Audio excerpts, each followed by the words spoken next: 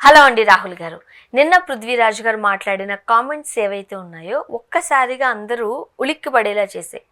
ఎందుకనంటే పృథ్వీరాజ్ గారు అంటే ఏదైనా సమయం సందర్భం వచ్చినప్పుడు కాస్త వివాదాస్పదానికి సంబంధించిన విషయాల్లోనే ఆయన తలకే పెడుతూ ఉంటారు. నిన్న లైలా ప్రీ రిలీజ్ ఫంక్షన్లో కూడా అలాంటి వ్యాఖ్యలే ఆయన చేశారు. అవి యాక్చువల్గా సినిమా రిలీజ్కి సంబంధించి సినిమాల కోసం మాట్లాడాలని అనుకుంటాం. బట్ రాజకీయాన్ని చొప్పించి మాట్లాడడం ఈ మధ్య కాలంలో అలవాటైంది చాలా మందికి. నిన్న పృథ్వీరాజ్ గారి వ్యాఖ్యలు చూసి ఏమనిపించింది మీకు? ఆయన గురించి అందరికీ తెలిసిందేనండి. ఆయన ఫ్లిప్ అవ్వడము, మాటలు జారేయడము, అసభ్యకరంగా మాట్లాడడము, ఇవి మనం గతంలో ఆడవాళ్ళని వేధింపులు చేశాడని, లేకపోతే ఆ పార్టీలో ఉన్నప్పుడు ఈ పార్టీ వాళ్ళని తిట్టడం, ఈ పార్టీ వాళ్ళని ఉన్నప్పుడు ఆ పార్టీ వాళ్ళని తిట్టడము రాజకీయ పరంగా కామన్ అని నేను కాదన్ను. కానీ నువ్వు వచ్చిన ఫంక్షన్ ఏంటి? నువ్వు ఆర్టిస్ట్వి, నీ ముందు ఎంతమంది పెద్దలు ఉన్నారు? సరే, నీకు చిరంజీవి గారి కుటుంబం అంటే అభిమానము, చిరంజీవి గారి పవన్ కళ్యాణ్ అంటే అభిమానము. మరి అప్పట్లో పవన్ కళ్యాణ్ గారిని తిట్టినప్పుడు ఆ అభిమానం ఎక్కడికి పోయిందో ఆయనకే తెలియాలి. కానీ నిన్న లైలా ప్రీ రిలీజ్ ఈవెంట్లో పృథ్వీరాజ్ గారు కూడా దాంట్లో మేకా సత్యమో ఏదో క్యారెక్టర్ చేశారు. ఆయన పేరంట మేకా సత్యం అని. సో మేకా అనే ఇంటి పేరు పెట్టుకున్నప్పుడు మేకలమ్మే క్యారెక్టర్ ఏదో క్యారెక్టర్ చేశాడంట. దాంట్లో ఆయన చేస్తున్నప్పుడు సడన్గా మాట్లాడుతూ 150 గొర్రెలు ఉండేవన్నయ్యా ఒకప్పుడు, మేకలు ఉండేవి, ఇప్పుడు కళ్ళు తెరిచి కళ్ళు మూసి కళ్ళు తెరిచే లోపల 11 మేకలు అయిపోయాయి, ఎలాగో మీకు తెలుసా అంటే, చిరంజీవి గారి ముందు వైఎస్ఆర్సీపీలో జగన్మోహన్ రెడ్డి గారు అప్పుడు 150 స్థానాలు గెలిచి 2019లో 2024 ఎన్నికలలో 11 మందితో పరాజయమైంది. దాన్ని గుర్తు చేసి వైఎస్ఆర్సీపీ డైరెక్ట్గా జగన్మోహన్ రెడ్డి గారిని పాయింట్అవుట్ చేసి మాట్లాడారు. దానికి ఇక్కడ ఇంకేం చేస్తాం, ఆయన అంత సర్కాస్టిక్గా మాట్లాడినప్పుడు సీరియస్గా చూడలేము, అట్లా అని చెప్పి నవ్వకుండా ఉండలేము. వీళ్ళందరూ నవ్వారు. నవ్వేసరికి ఇంకొంచెం డోస్ పెంచాడు. ఇంకొంచెం డోస్ పెంచి విశ్వక్సేన్తో సినిమా చేయడం నాకు చాలా ఆనందంగా ఉంది. అసలు ఒక సినిమాలో లేడీ క్యారెక్టర్ వేయడం, అప్పట్లో రాజన్ ప్రసాద్ గారు మేడం సినిమా, తర్వాత నరేష్ గారు చిత్రంబలారి విచిత్రంలో వేశారు. సో అలాంటి ఫుల్ లెంత్ లేడీ క్యారెక్టర్ వేయడం అనేది విశ్వక్సేన్లో మళ్ళీ చూసాము. చాలా కత్తిలాగా ఉన్న విశ్వక్సేన్ అమ్మాయి గెటప్లో వెనకాల నుంచి చూస్తే గట్టిగా వచ్చి పట్టుకోవాలనిపించింది. ఆయన డైలాగే తర్వాత రోజా గారి కన్నా కత్తిలాగున్నావు అని చెప్పాడు డైరెక్ట్గా స్టేజ్ మీద. ఒక ఆడామె గురించి, అది సినిమా ఇండస్ట్రీలో సినిమా దాన్ని ఏమంటారు, ఒక ఆర్టిస్ట్ గురించి ఇండైరెక్ట్గా అంటే రోజా గారు అని పేరు మాడకుండా ఇండైరెక్ట్గా పేరు తీశారు కదా, తీసిన దానికి ముందు ఒక పేరు జతించి తీశారు, ముల్ల రోజా, పుష్ప రోజా, ఇట్లా మాట్లాడాడు అనమాట. ఎందుకంటే డైరెక్ట్గా మాట్లాడితే అక్కడి నుంచి ఆమె మేడం వేసుకుంటారు కాబట్టి. సో ఇలాంటి వ్యాఖ్యలు ఒక సభ, నువ్వు వెళ్ళింది ఏంటి రాజకీయ పరంగా కదా, రాజకీయ పరంగా నువ్వు ఎన్నైనా మాట్లాడు, ఎవరు కాదనరు. ఎందుకంటే నువ్వు ఈ పార్టీకి సపోర్ట్ చేస్తున్నావు కాబట్టి నీకు 4 డబ్బులు ఇచ్చి ఉంటావు, నువ్వు మాట్లాడుంటావు అని అనుకుంటాం ఎవరైనా కూడా. కానీ నువ్వు అక్కడికి వచ్చి ఒక ప్రీ రిలీజ్ ఈవెంట్లో నీ క్యారెక్టర్ గురించి నువ్వు చెప్పి డైరెక్టర్ని పొగడము, విశ్వక్సేన్తో నల్లి నటించడం, మళ్ళీ నేను సినిమాలో నాకు ఛాన్సెస్ వస్తున్నాయి, నాకు ఇన్ని కంట్రవర్సీస్ తర్వాత మళ్ళీ నాకు ఛాన్సెస్ ఇస్తున్నారు అని చెప్పి మాట్లాడడము, ఇవన్నీ ఎంత దారి తీస్తుందండి? చిరంజీవి గారి అభిమానం కాబట్టి చిరంజీవి గారి ముందు పవన్ కళ్యాణ్ గారు ఇప్పుడు జనసేనలో ఉన్నారు, డిప్యూటీ సీఎం అయ్యారు కాబట్టి వైఎస్ఆర్సీపీ వాళ్ళని ఏమైనా మాట్లాడచ్చు అని చెప్పి మాట్లాడిచ్చారు వీళ్ళే కావాలని. చిరంజీవి గారు వస్తున్నారని తెలిసే పృథ్వీరాజ్ గారి స్క్రిప్ట్ ఇచ్చారు ఇలా మాట్లాడమని చెప్పి. పవన్ కళ్యాణ్ గారి ఆఫీస్ నుంచి వచ్చింది స్క్రిప్ట్. పవన్ కళ్యాణ్ గారు చాలా సినిమాల్లో ఈయన ఉన్నాడు కదండి. మొన్న కూడా మన ఒక సినిమాలో పృథ్వీరాజ్ గారు ఒక క్యారెక్టర్ చేశారనమాట, డప్పు కొట్టుకునే క్యారెక్టర్.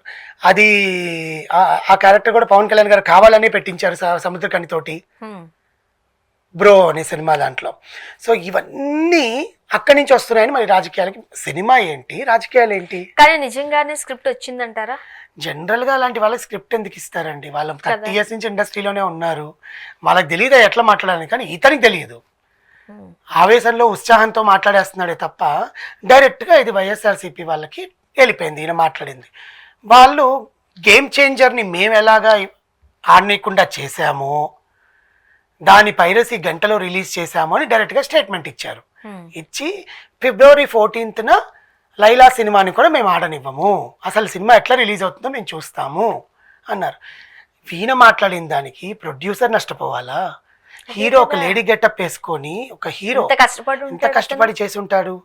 వ్యాక్సింగ్, అతను వీడియో పెట్టారండి, వ్యాక్సింగ్ అంతా చేయించుకొని, నెయిల్స్ అని చేయించుకొని అతను స్కిన్ అంతా కూడా ఇంజెక్షన్స్ వేయించుకొని లేడీ ఫీమేల్గా కనిపించాలి అని చెప్పి ఆ క్యారెక్టర్ కోసం రోజుకి 18 ఇంజెక్షన్స్ వేయించుకునేవాడంట ఫిల్లర్స్. టెంపరీ ఫిల్లర్స్ ఏవో ఉంటాయి కదా, అవి పర్మనెంట్ కాకుండా టెంపరీ ఏదో 1 డే 2 డే షూట్కి మలేషియా నుంచో థాయిలాండ్ నుంచో తెప్పించుకొని ప్రొడ్యూసర్స్ అంత కష్టపెట్టినప్పుడు నువ్వు చేసిన వాక్యాలకి ఇప్పుడు సినిమా ఆడకపోతే, సినిమా నిజంగా బాగలేకుండా ఆడకపోతే ప్రొడ్యూసర్ నష్టపోయాడు అనుకోవచ్చు. ట్రైలర్ చూస్తేనే అర్థమవుతుంది కదా ఎంత కామెడీగా ఉందో సినిమా. చాలామంది సినిమాలో వల్గర్ డైలాగులు ఉన్నాయి, మరో జబర్దస్త్ షో లాగా ఉంది, చాలా వల్గారిటీగా మాట్లాడుతున్నారు అని అన్నారు. సినిమాలో సిచ్యువేషన్ తగ్గట్టుగా డైలాగ్ వేశాడు కానీ సినిమా మొత్తం వల్గారిటీ కాదు కదా. అసలు విశ్వక్సేన్ ఎందుకు ఆ లేడీ క్యారెక్టర్ వేశారు, అసలు ఏంటి, ఆ హీరోయిన్ ఏంటి, ఆ కథ ఏంది, ఆ డ్రామా ఏంది అనేది సినిమాకి వెళ్తే ఒక రకంగా చెప్పాలంటే ఇది పబ్లిసిటీ ఒక స్టంట్ అని కూడా అనుకోవచ్చు. పృథ్వీరాజ్ మాట్లాడింది పబ్లిసిటీ స్టంట్ ఎట్లా? పృథ్వీరాజ్ గారిది కాదు, సినిమా ట్రైలర్ గురించి చెప్తున్నాను. ఇప్పుడు సినిమాని థియేటర్ వరకు రప్పించుకోవాలి అని అంటే ఈ మధ్య కాలంలో ఇప్పుడు మీరు నేను కూర్చుని సినిమాకి వెళ్ళాలంటే ఏదో ఉండాలి కాబట్టి పబ్లిసిటీ స్టంట్ కోసం కొన్ని డైలాగులు వేస్తారు. అప్పట్లో అర్జున్ రెడ్డి బస్సులు వెళ్తున్నప్పుడు దాని మీద వేసిన పోస్టర్ వల్లే కదా అంత హిట్ అయింది కదా. సో అంటే వాళ్ళు ఇంత కష్టపడి ఏదో చేసి అది చేసి ఇది చేసి మతలబులు చేసి థియేటర్స్ వరకు రప్పించుకుంటున్నారు. మీకు క్యారెక్టర్ ఇస్తే క్యారెక్టర్ గురించి మాట్లాడాలి, మీరు ఆ సినిమాని చెప్పాలంటే ప్రమోట్ చేయకపోయినా పర్లేదు, దాన్ని దిగజార్చకుండా ఉంటే చాలు. ఆయన దిగజార్చేశాడు. 30 years ఇండస్ట్రీ నిజంగా 14th రిలీజ్ అయిన సినిమాని వెంటనే మళ్ళీ HD ప్రింట్లు ఇచ్చేస్తే సినిమా ఎవడు చూస్తాడండి.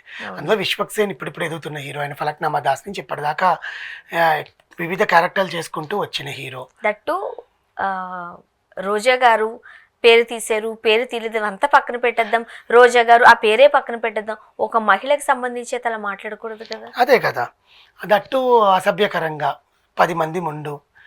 చాలా మంది అడుగుతున్నారు తాగొచ్చి మాట్లాడుతున్నాడు, అసలు ఏంటి, ఎట్లా మాట్లాడుతున్నాడు, అసలు గొర్రెలేంది మేకలేంది 11 అయ్యాయండి, అసలు సంబంధం ఉందా? ఓ సంఘటన గుర్తొచ్చిందంట క్యారెక్టర్ చేసేటప్పుడు, ఎట్లా గుర్తొస్తుంది?